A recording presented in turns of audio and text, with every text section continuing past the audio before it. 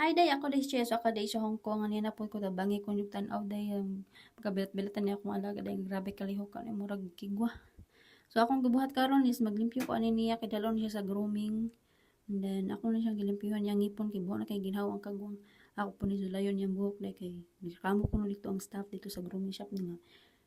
Di ka nagubot ko no kay buhok. Sa trabaho na nila ma'am. Moto ni bayad na taon ka ng extra charge akong amo. Luoy ka ayo. Siya nahimo. So akong ginabuhat, bisag wala ko ingna day ako ning limpyuhan, ako ni siyang sudlayon para makalas po siya sa bayad ba no. Unya usa pa sa dayang bayad sa staff are na lang nako day. Dollar is love today. Ay paginana. So mo to.